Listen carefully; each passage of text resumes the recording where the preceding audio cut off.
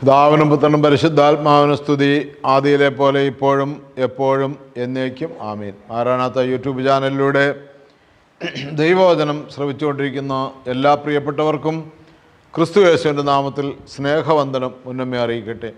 ഒരിക്കൽ കൂടെ നമ്മളെ ഓരോരുത്തരെയും ദൈവകരങ്ങളിലേക്ക് സമർപ്പിക്കാം. ദൈവരാജ്യം അല്ലെങ്കിൽ സ്വർഗരാജ്യം അല്ലെങ്കിൽ സ്വർഗം എന്ന വിഷയത്തെക്കുറിച്ച് ആസ്പദമാക്കി നമ്മൾ ധ്യാനിച്ചു വരികയാണല്ലോ. കഴിഞ്ഞ 2 ദിവസമായി നമ്മൾ സങ്കീർത്തനത്തിൽ നിന്നും, യോബിൻ്റെ പുസ്തകത്തിൽ നിന്നും, സഭാപ്രസംഗിയുടെ പുസ്തകത്തിൽ നിന്നും, പുതിയ നിയമത്തിലെ മത്തായിയുടെ സുവിശേഷത്തിൽ നിന്നെല്ലാം നമ്മൾ വായിച്ച് കേട്ട് പോരുകയാണ്. നമുക്ക് കർത്താവിനോട് നന്ദി പറയാം. ഇന്നും നമ്മൾ ഈ വിഷയത്തെക്കുറിച്ച് സംസാരിക്കുമ്പോൾ നമുക്കൊരു വാക്ക് ദൈവസന്നിധി സമർപ്പിച്ച് പ്രാർത്ഥിച്ചുകൊണ്ട് ആരംഭിക്കാം. നിത്യനും വാഴ്ത്തപ്പെട്ടവനുമായ ഞങ്ങൾ സ്വർഗീയ പിതാവേ, നല്ല സമയത്തിനായി നന്ദിയോടെ സ്തുതിക്കുന്നു, സ്തോത്രം ചെയ്യുന്നു, മഹത്വപ്പെടുത്തുന്നു. തിരുരക്തത്താൽ ഞങ്ങളെ കഴുകണമേ, വിശുദ്ധീകരിക്കണമേ എന്ന് പ്രാർത്ഥിക്കുന്നു. കർത്താവേ, അങ്ങയുടെ സ്നേഹത്തിൽ അങ്ങയോട് ഒന്നായി നിന്ന് ചേർന്ന് നിൽക്കുവാൻ കൃപ നൽകണമേ. കർത്താവേ, അങ്ങയിൽ ഒട്ടിച്ചേർന്ന് നിൽക്കുവാൻ കൃപ നൽകണമേ എന്ന് പ്രാർത്ഥിക്കും. യേശുവേ, അങ്ങയിൽ വിശ്വസിക്കുന്നവൻ, അങ്ങേ രക്ഷകനായി സ്വീകരിക്കുന്നവൻ അങ്ങായിരിക്കുന്നിടത്ത് അവനുമായിരിക്കും. എൻ്റെ പിതാവ് അവനെ ബഹുമാനിക്കുമെന്ന് അരുളി ചെയ്തിട്ടുണ്ടല്ലോ. കർത്താവേ, കരുണ തോന്നണമേ. ബലഹീനനായ എൻ്റെ മേലും ഈ വചനം കേട്ടുകൊണ്ടിരിക്കുന്ന ശുശ്രൂഷയിൽ പങ്കുചേരുന്ന എല്ലാവരുടെ മേലും കരുണയായിരിക്കണമേ എന്ന് പ്രാർത്ഥിക്കുന്നു. പരിശുദ്ധ അമ്മേ, ദൈവമാതാവേ, സകല വിശുദ്ധന്മാരെ ശുദ്ധിവിധികളെ പ്രാർത്ഥിക്കണമേ. യേശുവിൻ്റെ അൻപുള്ള നാമത്തിൽ ചോദിക്കുന്നു, കൃപയോടെ കേട്ട് ഉത്തരം തരുമാറാകണമേ. ആമേൻ. ഹല്ലേലൂയ. പ്രിയമുള്ളവരെ, കഴിഞ്ഞ ദിവസം നമ്മൾ വായിച്ച് അവസാനിപ്പിച്ച ഭാഗം നിയമാവർത്തന പുസ്തകം 26-ന്റെ 15-ാമത്തെ വാക്യമാണ്. നിന്റെ വിശുദ്ധ വാസസ്ഥലമായ സ്വർഗത്തിൽ നിന്ന് നോക്കണമേ. ഇന്ന് നമ്മൾ ചിന്തിക്കുന്നത് സങ്കീർത്തനം 103-ന്റെ 19-ാമത്തെ വാക്യമാണ്. യഹോവ തൻ്റെ സിംഹാസനത്തെ സ്വർഗത്തിൽ സ്ഥാപിച്ചിരിക്കുന്നു. സ്വർഗം ദൈവസിംഹാസനത്തിൻ്റെ ഇരിപ്പിടം. ഇതാണ് ഇന്നത്തെ നമ്മുടെ ചിന്താവിഷയം. സങ്കീർത്തനം 103, 19-ാമത്തെ വാക്യം. യഹോവ തൻ്റെ സിംഹാസനത്തെ സ്വർഗത്തിൽ സ്ഥാപിച്ചിരിക്കുന്നു. യെശയ്യാപ്രവചനം 66-ാം അധ്യായം 1-ാമത്തെ വാക്യം. കർത്താവ് കൽപ്പിക്കുന്നു, സ്വർഗം എൻ്റെ സിംഹാസനവും ഭൂമി എൻ്റെ പാദപീഠവുമാകുന്നു. വിശുദ്ധ മത്തായിയുടെ സുവിശേഷം 5-ാം അധ്യായം 34-35 വാക്യങ്ങൾ. സ്വർഗത്തെ കൊണ്ട് ആണയിടരുത്, അത് ദൈവത്തിൻ്റെ സിംഹാസനമാണ്. ഹല്ലേലൂയ. 3 വാക്യങ്ങളാണ് നമ്മൾ വായിച്ചു കേട്ടത്. ഒന്ന്, യഹോവ തൻ്റെ സിംഹാസനത്തെ സ്വർഗത്തിൽ സ്ഥാപിച്ചിരിക്കുന്നു. നമ്മൾ മത്തായിയുടെ സുവിശേഷം 25-ൽ വായിച്ചു കേട്ടത്, ദൈവം തൻ്റെ മഹത്വത്തിൻ്റെ സിംഹാസനത്തിൽ സകല മാലാഖമാരോടുകൂടെ എഴുന്നള്ളി വന്ന് ഇരിക്കുന്നു എന്നുള്ളതാണ്. അപ്പോൾ സ്വർഗത്തിലെ ദൈവത്തിൻ്റെ സിംഹാസനം ഇരിപ്പിടമാക്കി വച്ചിരിക്കുകയാണ്.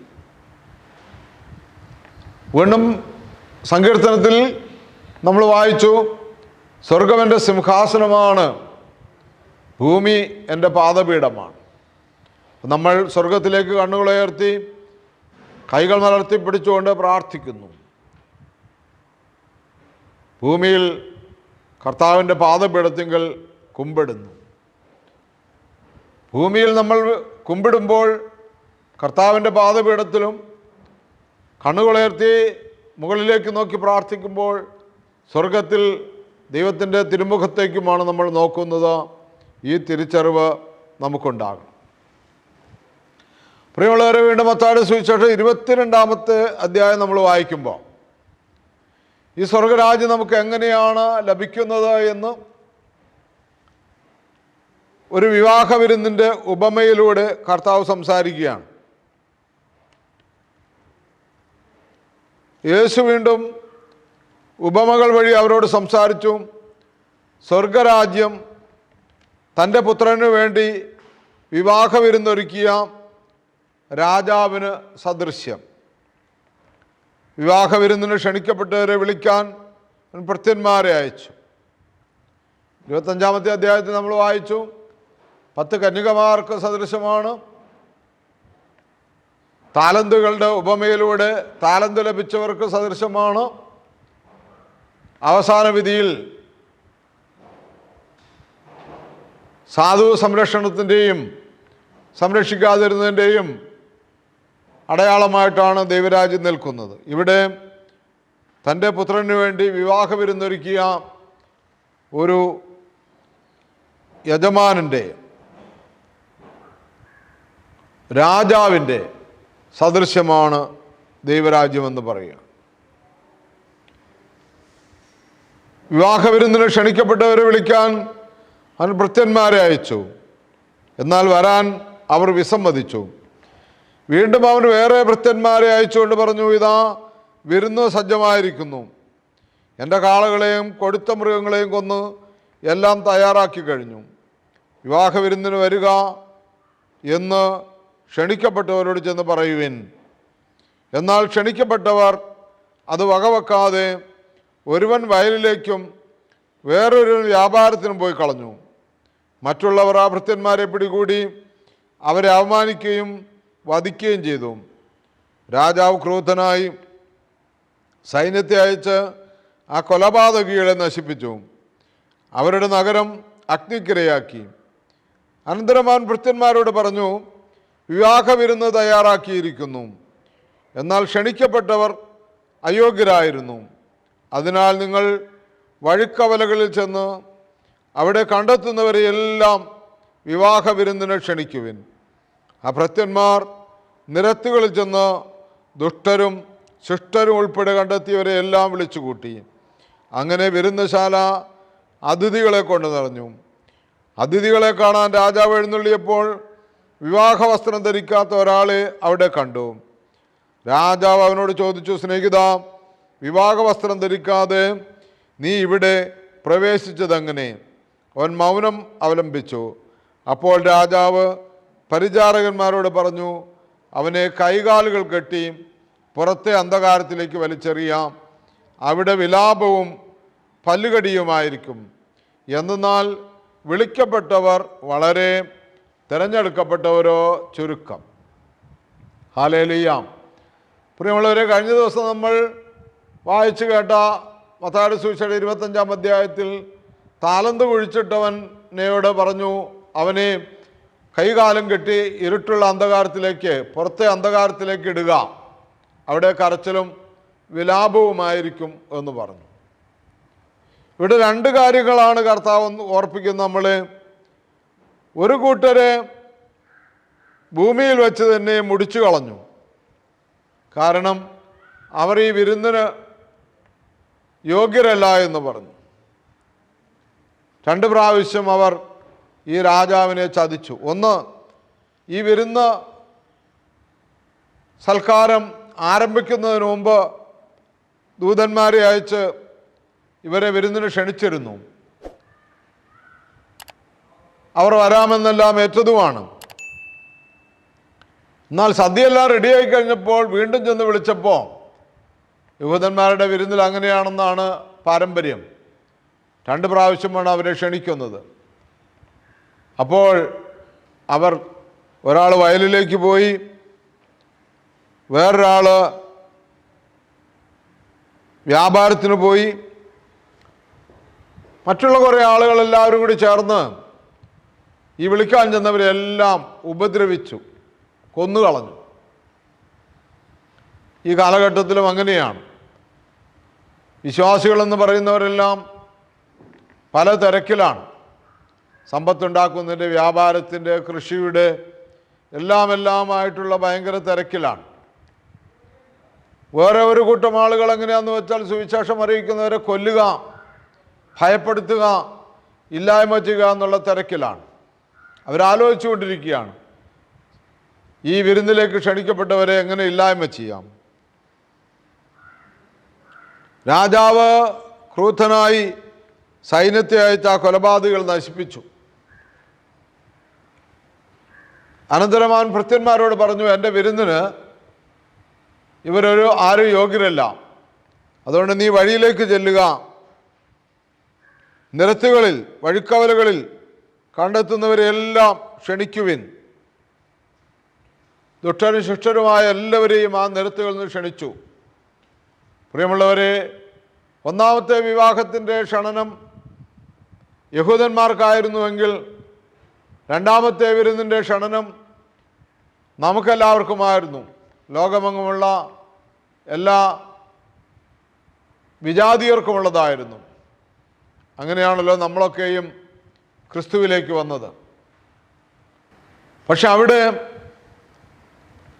നിരത്തുകളിൽ ചെന്ന് വഴിക്കവലിൽ ചെന്ന് എല്ലാവരും വിളിച്ചുവെങ്കിലും, എല്ലാവരും സന്തോഷത്തോടെ കൂടിയെങ്കിലും വിരുന്നുശാലയെല്ലാം അതിഥികളെ കൊണ്ട് നിറഞ്ഞ് അങ്ങനെ വലിയ ആഹ്ലാദത്തിൽ നിൽക്കുമ്പോൾ ഈ വന്നിരിക്കുന്ന അതിഥികളെ കാണുവാനായി രാജാവ് എഴുന്നള്ളിയപ്പോൾ വിവാഹ വസ്ത്രം ധരിക്കാത്ത ഒരാളെ അവിടെ കണ്ടു.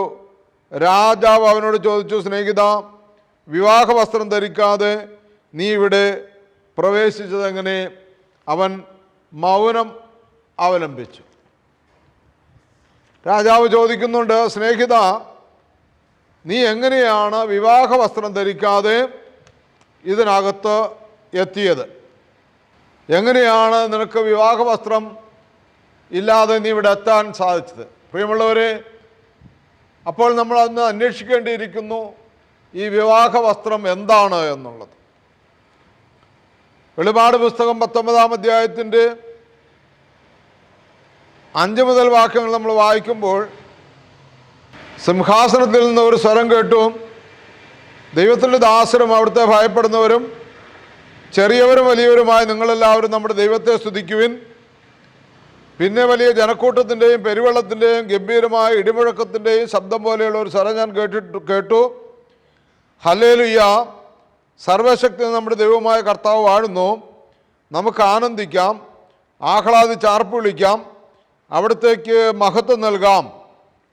എന്തെന്നാൽ കുഞ്ഞാടിൻ്റെ വിവാഹം സമീപിച്ചിരിക്കുന്നു, അവിടുത്തെ മണവാട്ടി അണിഞ്ഞൊരുങ്ങിക്കഴിഞ്ഞു. കുഞ്ഞാടിൻ്റെ വിവാഹം സമീപിച്ചിരിക്കുന്നു, അവിടുത്തെ മണവാട്ടി അണിഞ്ഞ് ഒരുങ്ങിക്കഴിഞ്ഞു. പ്രിയമുള്ളവരെ, കുഞ്ഞാട് നമുക്കറിയാം യേശു ക്രിസ്തുവാണെന്നും മണവാട്ടി അവിടുത്തെ സഭയായ നമ്മൾ ഓരോരുത്തരുമാണെന്ന് നമുക്കറിയാം. 8-ാമത്തെ വാക്യമാണ് പ്രധാനമായിട്ടുള്ളത്. ശോഭയേറിയതും നിർമ്മലവുമായ മൃദുല വസ്ത്രം ധരിക്കാനുള്ള അനുഗ്രഹം അവൾക്ക് നൽകപ്പെട്ടിരിക്കുന്നു. ആ വസ്ത്രം വിശുദ്ധരുടെ സൽപ്രവർത്തികളാണ്. താഴെ സുവിശേഷം 22-ാം അധ്യായത്തിൽ ചോദിക്കുന്ന ചോദ്യം ഇതാണ്, സ്നേഹിത, നീ വിവാഹത്തിനായി ക്ഷണിക്കപ്പെട്ടു വന്നുവെങ്കിലും വിവാഹ വസ്ത്രം ധരിക്കാഞ്ഞത് എന്താണ് എന്ന് ചോദിക്കുമ്പോൾ അവൻ മൗനം പാലിച്ചുവെങ്കിൽ, പ്രിയപ്പെട്ടവരെ, സ്വർഗം ദൈവത്തിൻ്റെ സിംഹാസനത്തിൻ്റെ ഇരിപ്പിടമാണെന്നും സ്വർഗം എൻ്റെ സിംഹാസനവും ഭൂമി എൻ്റെ പാദപീഠമാകുന്നുവെന്ന് യെശയ്യാ പ്രവാചകനിലൂടെ ദൈവം കൽപ്പിക്കുമ്പോൾ, സ്വർഗത്തെക്കൊണ്ട് ആണയിടരുത്, അത് ദൈവത്തിൻ്റെ സിംഹാസനമെന്ന് മത്തായിയുടെ സുവിശേഷം 5-ാം അധ്യായത്തിൻ്റെ 34-ാമത്തെ വാക്യത്തിലൂടെ കർത്താവായ യേശുക്രിസ്തു നമ്മളോട് സംസാരിക്കുമ്പോൾ, ഈ ഭയാനകമായ, ഈ മഹത്വമുള്ള ഒരു വാസസ്ഥലത്തേക്ക് ബലഹീനരും പാപികളും കുറവുള്ളവരായി നമ്മളെ ക്ഷണിക്കുകയാണ്. അങ്ങനെ ക്ഷണിക്കുമ്പോൾ നമുക്കൊരു വസ്ത്രം തരികയാണ്. ഒരു മൃദുല വസ്ത്രം എന്നാണ് വെളിപാട് പുസ്തകം പറയുന്നത്. ശോഭയേറിയതും നിർമ്മലവുമായ മൃദുല വസ്ത്രം ധരിക്കാനുള്ള അനുഗ്രഹം അവൾക്ക് നൽകപ്പെട്ടിരിക്കുന്നു. ആ വസ്ത്രം വിശുദ്ധരുടെ സൽപ്രവർത്തികളാണ്. എന്നെ കേൾക്കുന്ന യുവമക്കളെ, മത്തായിയുടെ സുവിശേഷം 25-ാം അധ്യായത്തിൽ നമ്മൾ വായിച്ചു കേട്ടു. വിശക്കുന്നവൻ ആഹാരം കൊടുക്കുക, നഗ്നനെ ഒടിപ്പിക്കുക, രോഗിയെ ശുശ്രൂഷിക്കുക, കാരാഗ്രഹവാസികളെ ചെന്ന് കാണുക, പരദേശിക്ക് പാർപ്പിടം കൊടുക്കുക. ഈ പുണ്യകർമ്മങ്ങളൊക്കെയും ഈ വിശുദ്ധ വസ്ത്രം ധരിക്കുന്നതിൻ്റെ ഭാഗമാണെന്നും താലന്തിൻ്റെ ഉപമയിലൂടെ നമ്മൾ കേട്ടു. നാം ചെയ്യുന്ന ഉത്തരവാദിത്തങ്ങൾ, നാം കർത്താവിൻ്റെ രാജ്യത്തിന് വേണ്ടി ചെയ്യുന്ന വേലകളൊക്കെയും ഈ വിശുദ്ധ വസ്ത്രം ധരിക്കുന്നതാണ്. മണവാളന് പ്രതീക്ഷിച്ചിരിക്കുന്ന ഭക്തരായ താപസരായ കന്യകമാരുടെ ഉപമയിലൂടെ നമ്മൾ കേട്ടു. എണ്ണയും വിളക്കും കരുതിയിരിക്കുക, എപ്പോൾ വരും മണവാളൻ വന്നാലും വിളക്ക് തെളിയിച്ച് എതിരേൽക്കുവാനായി. ഇതെല്ലാം ഈ വിശുദ്ധിയുടെ വസ്ത്രങ്ങളാണ് പ്രിയമുള്ളവരെ. അതുകൊണ്ട് നമുക്ക് നമ്മളെ തന്നെ പൂർണ്ണമായി സമർപ്പിക്കാം. ഏറെ സ്നേഹത്തോടെ, ഏറെ ബഹുമാനത്തോടെ സ്വർഗത്തിനെക്കുറിച്ച് നമുക്ക് ധ്യാനിക്കാം. സ്വർഗം എത്രയോ മനോഹരമായ നമ്മുടെ കർത്താവിൻ്റെ രക്ഷകനുമായ യേശു ക്രിസ്തുവിൻ്റെ വാസസ്ഥലം. കഷ്ടതകളും പീഡനങ്ങളും വേദനകളും ദുഃഖങ്ങളും ദുരിതങ്ങളും പൈശാചിക ബന്ധനങ്ങളും നിറഞ്ഞ ഈ ലോകത്ത് നിന്ന് മാറ്റപ്പെട്ട് ആ സ്വർഗഭവനത്തിലേക്ക് നമ്മളെ ക്ഷണിക്കുന്ന ദൈവത്തിൻ്റെ സ്വരം കേൾക്കാം. നമുക്ക്